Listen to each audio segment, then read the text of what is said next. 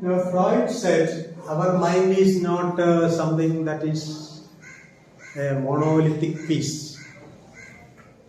It is not something that is a singularity, a single object. Usually when we think about our mind, we think that it is a single object, right? And Freud says it is not so. He says, in fact, it is composed of 3 parts, right? And he called these parts by various names, like superego, ego, and id. And we have already discussed these concepts. And according to an American psychologist, these can be translated into more simple words, like superego is father, it is child, and ego is the adult. So that means in our mind we have a father, we have a child. And even if you are grown up, even if you are 50, 60 or 70 years, there will be a child in you. And there is also a father in everybody. Even if father means it represents the parental figure, can also be the mother, right? Father or mother. Better say parents. I think that's a better word. So in every person's mind, there is a parent who is always watching us and who is always prohibiting us from doing certain things, who always has the word no, don't do that, and things like that, and who also threatens us with punishment. If you do this, I will punish you. And there is also a child in us. And the child always wants to break the rules. The child wants to cross the boundary that is put forward by the parent. And the child or the id does not obey any rules. It always wants its freedom. It is working on the pleasure principle. According to Freud, there are 2 principles upon which we can work. One is the pleasure principle, the other is the reality principle. Now, if you are doing something to get pleasure without thinking about the consequences, what will happen if you do this? Then you are working on pleasure principle. But if you are working on thinking about how it is going to affect you, what will be the consequences? So if you are afraid of the consequences and if you refrain from doing something because of this, then you are working on the reality principle. Now, most adults work on reality principles. But in certain moments, we may also work on pleasure principle. Now, child always works on pleasure principle. That is, child always wants pleasure. It is not afraid of anything. And when the child crosses the limit, the parent will say, "You are crossing the limit. Stop here, or I will punish." Right? So there is a conflict going on in our mind between these 2 parts. And the mediator is the ego. The ego is always mediating in the fight between the superego and the id. Right? So this fight that always goes on in our mind, the ego tries to make a compromise between these two parts, and the ego uses certain mechanisms which are called defense mechanisms. Now, when somebody tries to attack you, you will try to defend, right? Physically. Now, mentally also, you will try to defend. When someone accuses you of something, you will say, no, I did not do that, right? So, you will try to mentally defend yourself from that attack. And in our mind, when there is an unpleasant experience, we always try to defend ourselves. So there are so many defense mechanisms working in our mind. And what are these defense mechanisms? One defense mechanism we already found, that is repression, that is pushing unpleasant memories into our unconscious mind because it is painful. We never allow it to come back to our conscious mind.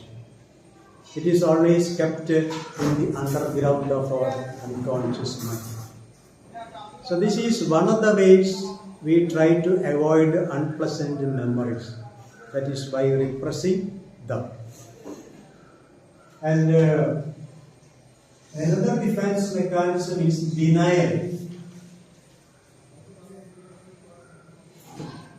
If, for example, you had an unpleasant wish for somebody or something, or if you had an aggressive thought, if you wanted to attack somebody, hit somebody, which is very painful to you, you actually love that person very much, but at the same time, there is also a hatred for that person, what we call a love-hate relationship, an ambiguous relationship, then it will be very painful to you. Even that thought. So what would you say? You will deny. No, I did not think like that. You are not lying. You actually believe that you did not think it or you did not do it. We often come across newspaper reports in which criminals or even amateur criminals who have committed some crime will deny that they did not do it. In certain cases they will be lying, but in certain other cases they will be really believing that they did not do it, because their mind says you did not do it, because the mind wants to protect that person by denying it, having committed it. So that is denial.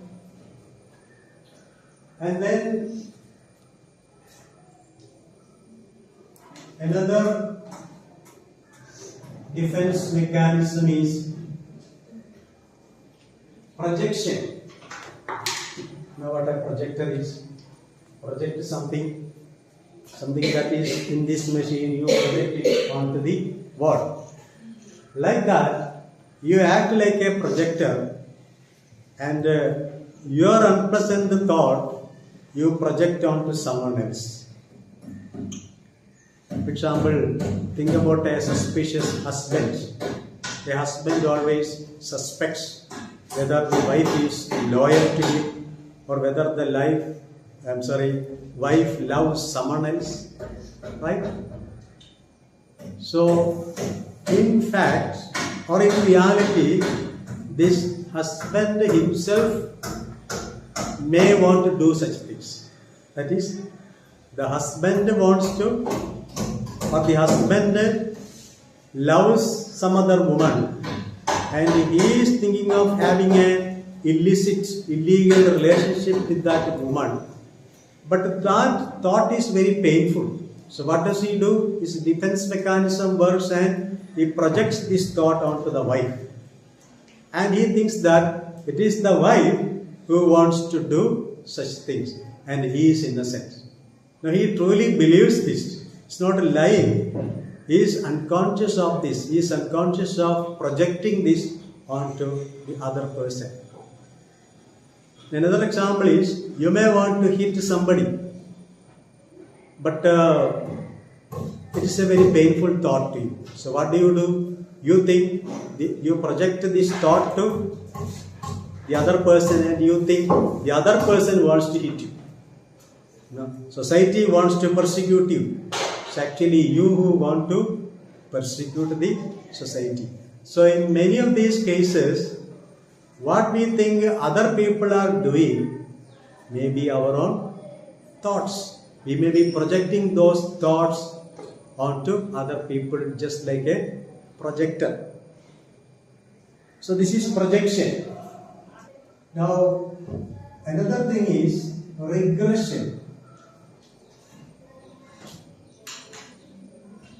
And regression is the opposite of progress. Progress, regress.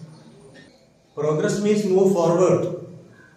Regress means move backward.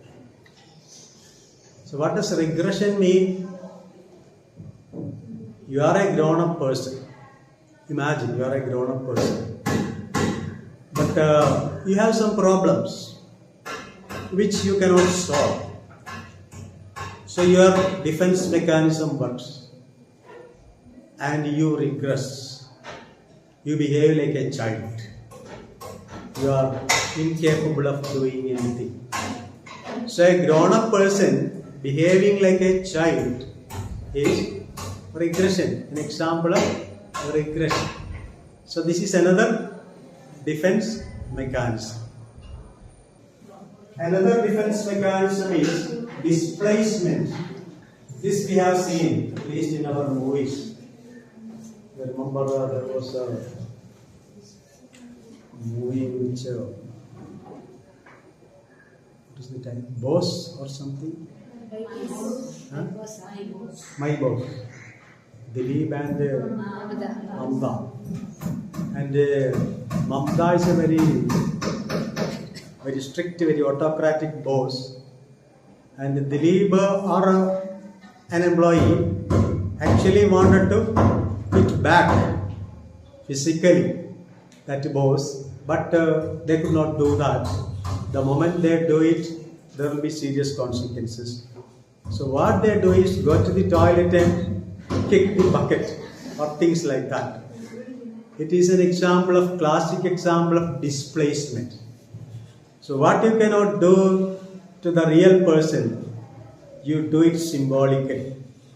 Malayalam we say angadi kattadinu ammayodu. That is an example of displacement. So if you cannot do what you want to do to the real object, to the real person, you do it somewhere else, and thus you satisfy, you become satisfied. That is displacement. And the last one is sublimation. That is, let us say you have done something wrong for which you have a very severe guilt feeling. You feel you shouldn't have done that. So this feeling is always haunting you. Your conscience is always pricking you. So what do? You want to escape from this. Your defense mechanism works. So you think of becoming a sannyasi. Think of joining an ashram. Remember Srinivasan's movie in which Srinivasan is a drunkard. And he has a lot of guilt feeling.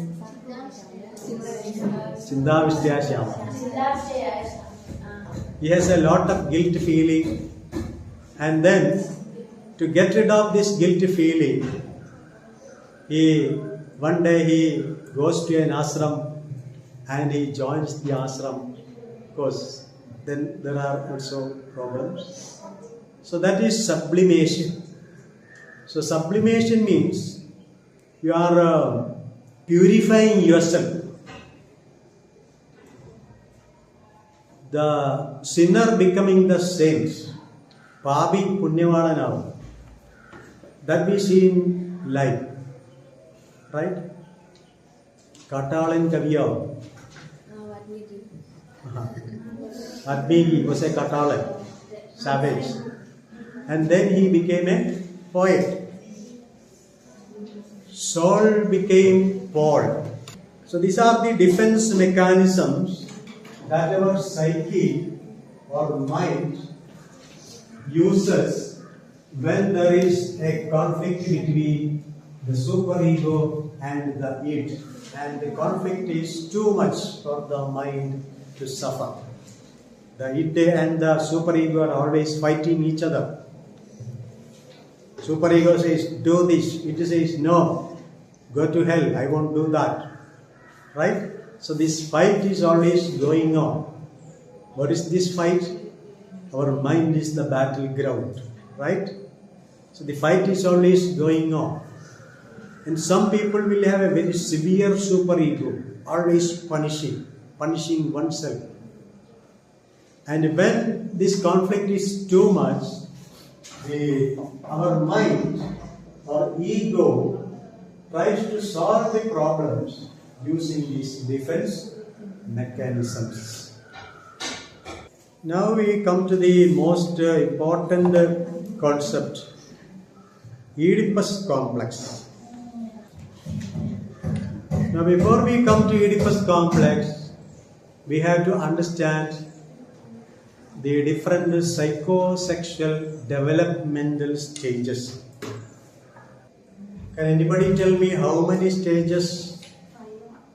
Yes, 5 stages. 5 stages of psychosexual development. Which are they? Oral stage, anal stage, phallic stage, lateral stage. Very good. Oral stage, anal stage, phallic or oedipal, latency period, and the genital stage. So let us look at what each stage is. The oral stage, 0, that means the moment you are born up to 1.5 years, the baby will go through the oral stage. And during each stage, there is an erogenous zone in our body. Erogenous zone means a particular organ in our body which gives us a lot of pleasure, right? And during the oral stage, it is our mouth. That is a baby's mouth. And that is why a baby always puts something into the mouth. Today I read an article in which a boy was studying in first standard. He swallowed a crayon pencil. And he was rushed to the hospital, and the pencil was taken using endoscope. Thanks to the teachers who did a lot of work, giving him artificial resuscitation and all those things. So during the oral stage, the erogenous zone in our body is our mouth. It starts from sucking the breast of the mother. When a baby is born, the baby does not find any difference between itself or the mother. Actually, there was no difference.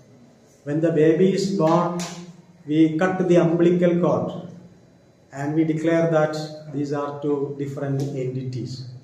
But psychologically, the umbilical cord is cut still later. The physically it is cut and the baby and the mother are separated. Psychologically, the umbilical cord still remains there. And the baby thinks, I am not a separate entity, but I am an organ, a part of the mother's body. And the mother is mine, right? Mother should always pay her attention to me, and so on. So this is the oral stage. And why during the oral stage we get a lot of pleasure when we put anything in our mouth. There may be, apart from, there may be some biological reason also, because we eat our food through our mouth. So this is a question of our survival. So if we don't like putting things into our mouth, it will affect our survival. So that may also be one of the reasons. So if we have to successfully complete each stage, right? So we have to come through each stage successfully. If we do not complete a stage successfully, what happens? We become fixed to that stage. What is called a fixation will happen. So that even if we become a grown-up person, that habit will still be there. Not in the same manner, not in the original form, but in some disguised form. Like a person may like to drink a lot of water or alcohol.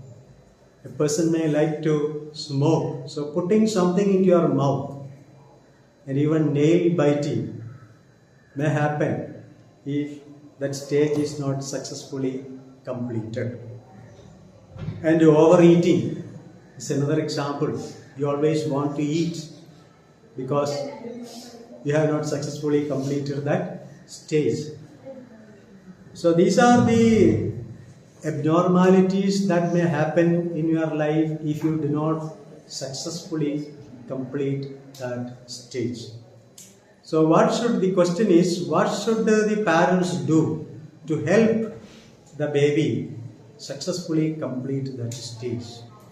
Now I have seen, including myself, many parents discourage babies from doing that. The baby puts something into the mouth, parents say, don't put that into the mouth. You can understand it, because parents are afraid if the baby swallows things, it will be a problem. So should we strongly discourage that, or should we? There are some parents who may encourage it. And both attitudes are wrong. So don't encourage it and don't discourage it. So baby will normally complete that stage and he will normally come out of it successfully. And your duty, or the parent's duty, to watch for any dangerous things that the baby may swallow and prevent it, and see that no such things are kept in the house in an open manner, so that the baby can go and put it in her mouth, especially coins, things like that. So that is the oral stage. And after completing the oral stage, the baby comes to the next stage, that is the anal stage. And during the anal stage, in theory at least, the baby loses its interest in putting things into its mouth, and then his interest turns to his bowels, his excretory organs, urinating, excreting, etc. And the baby may find some pleasure in holding or excreting things. So he finds pleasure in its bowel movements and its bladder, etc. And it is also during this period we train, or parents train the baby, what is called a toilet training. The baby is not allowed to do the things whenever and wherever he or she may like. So we train the baby using what is called a potty training, etc. That means the baby has to control itself. So this is the first lesson of controlling oneself. So the baby cannot do whatever it wishes to do, but it has to control certain things. So he becomes a controlling agency. He cannot go to the toilet or urinate whenever the baby likes. He has to put some control on it. And this is the anal stage. And what should a parent do during the anal stage? Of course, we must train the baby to take the potty. But should we be very strict in this case, or should we be very permittive? Some parents are very permissive. What should the parents do? Now, if we are too strict, some parents may even punish such babies. And if you are too strict and punishing your baby for potty training, that may affect his personality. How it will affect his personality or her personality? He will become a very disciplined, strict person, and he may also become a very stingy person. So, and such a personality is called an anal personality, right? Person is very strict in rules, regulations.